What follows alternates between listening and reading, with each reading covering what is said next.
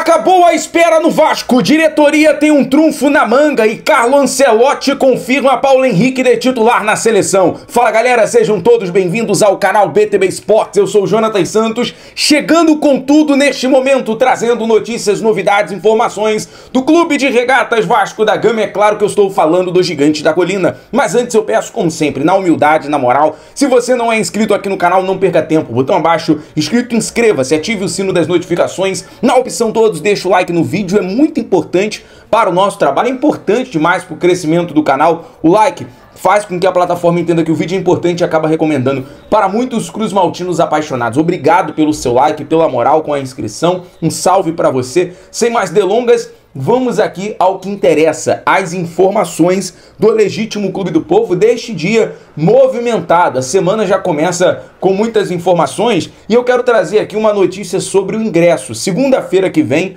tem Vasco e Fluminense pela 29ª rodada do Campeonato Brasileiro no Maracanã, partida 7h30 da noite. E a informação dos ingressos já está aberto para os sócios e é o seguinte, a princípio para os sócios, a inteira no setor norte, 90 a meia, 45. Leste superior misto, 120 a inteira, 45 a meia. O leste superior misto, inteira 120, meia 60.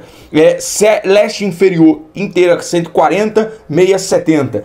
O oeste inferior, a inteira é 180, a meia 90. E o Maracanã mais, inteira R$500, a meia 287,50. Portanto, a venda para o público geral vai começar na quinta-feira, dia 16, às 10 horas da manhã. Então a galera que vai, com certeza, lotar o Maracanã para poder buscar essa vitória no Clássico. Então atenção, dia 16, às 10 horas da manhã, horário de Brasília, começa a venda do ingresso para o público geral, por enquanto para sócio, beleza? Bom, falar sobre a arbitragem definida, virando aqui a chave, vamos falar sobre Fortaleza e Vasco pela 28ª rodada do Campeonato Brasileiro. Qual foram as últimas informações do dia? A CBF confirmou a arbitragem, tá? É o Wilton Pereira Sampaio, o goiano Wilton Pereira Sampaio apita Fortaleza e Vasco na quarta-feira. Lembrando que esse ano o Wilton apitou Vasco e Sport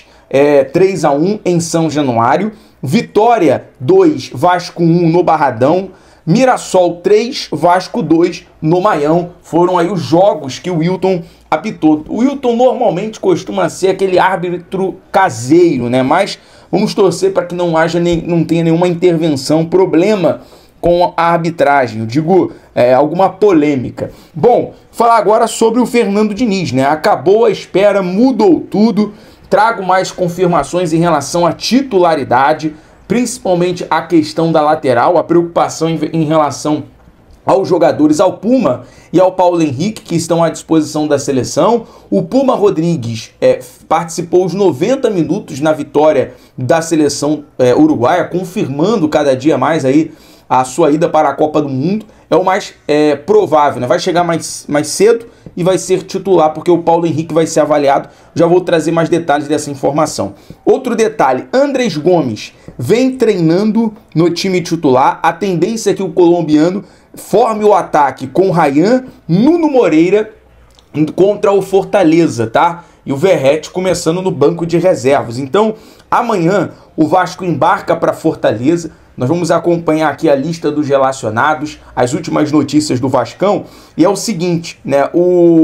A provável escalação: Léo Jardim, Paulo Henrique, Léo Jardim, Puma Rodrigues, né, sendo titular, já que o Paulo Henrique vai ser avaliado, por conta que vai jogar amanhã, vai ser titular, a gente já vai falar mais sobre isso. Robert e Renan no lado esquerdo da zaga, com o Cuesta no lado direito, Piton na lateral esquerda. E aí o meio-campo, ele tem Hugo Moura e Tietê, ainda como dúvida, né? Vai definir.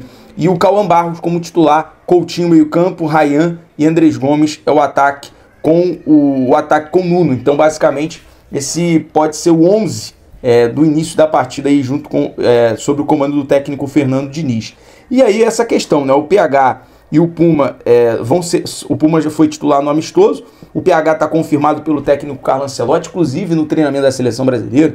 Vou colocar aqui na tela final do vídeo, no primeiro link comentário fixado, né? O Francesco Mauri, que é um dos assistentes do Ancelotti, ele conversa bastante com o Paulo Henrique, tá? Ele dá uma atenção ao Paulo Henrique, ele orienta o Paulo Henrique, assim, cara, o Paulo Henrique tá ganhando uma imersão de seleção brasileira e uma experiência prévia para a Copa do Mundo, porque o Ancelotti está impressionado com a velocidade, com a dinâmica. Os 20 minutos foram suficientes e amanhã mais 90 minutos aí pela frente. Vamos torcer para o PH ser bem sucedido. E acabou que, como eu disse, o Puma chega mais cedo, né? Chega aguardado na parte da tarde em Fortaleza para poder se apresentar e ser titular. E o Paulo Henrique vai ser avaliado pela comissão técnica, avaliado mais pela questão física, né?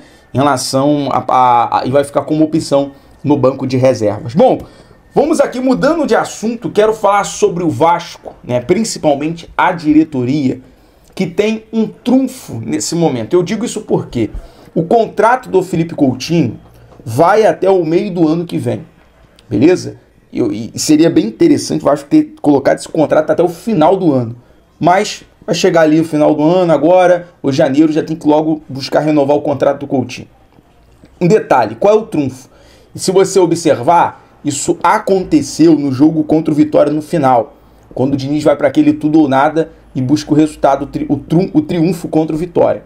Porque é o seguinte, a informação, segundo o GE, que o Matheus França aproveitou esse período de data FIFA para aprimorar a parte física.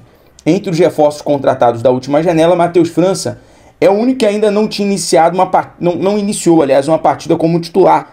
E também tem menos minutos em campo. São 118 minutos no total, né? Se colocar ele e o propriamente Thiago Mendes também. Mas o Matheus França não teve início em jogo nenhum como titular. E aí a comissão técnica, tá, do Diniz, né? O Diniz, o Wagner Bertelli, o auxiliar técnico do Diniz, que eu não me lembro o nome agora, e a diretoria, o Admar, o Felipe, o Pedrinho, considera que essa fase de readaptação é natural. E o jogador chegou ao Vasco fora de ritmo. O clube tem adotado um trabalho progressivo para evitar sobrecargas e lesões em cima do Matheus França. Com uma sequência de treinamentos sem problemas físicos, a expectativa interna é que França se torne uma das principais opções no banco de reserva, atuando como 12º jogador a médio prazo e dispute vaga no time titular. Então, esse é o objetivo do Vasco. É você ter ali um reserva direto para o Felipe Coutinho, apesar que os dois atuaram juntos. O Diniz recua o Coutinho como titular, como 10 no jogo, e o Matheus França passa a fazer o papel de meia de ligação no final da partida. Então o Vasco prepara esse trunfo, tá? Já pensando nele ser esse 12º jogador. E tomara que o Matheus França desponte, porque ele entrou na partida muito bem, né? Ele bateu aquele pênalti também contra o Botafogo com muita personalidade.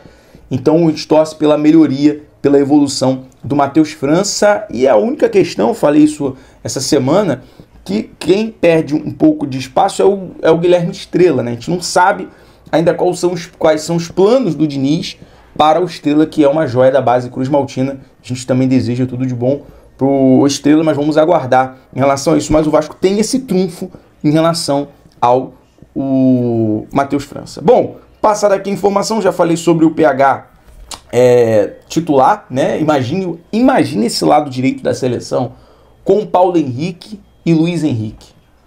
Paulo Henrique e Luiz Henrique. Rapaz, eu tô ansioso para esse jogo 7h30 da manhã contra o Japão, porque esses dois pelo lado direito vai dar caldo. Galera, e agora uma coisa interessante, uma informação, muita gente perguntando sobre o Luciano Gondo, né, o argentino. E, claro, observando aqui as informações, é algo interessante para o Vasco também e para a diretoria observar, apesar da dificuldade de você contratar um jogador desse pelo valor.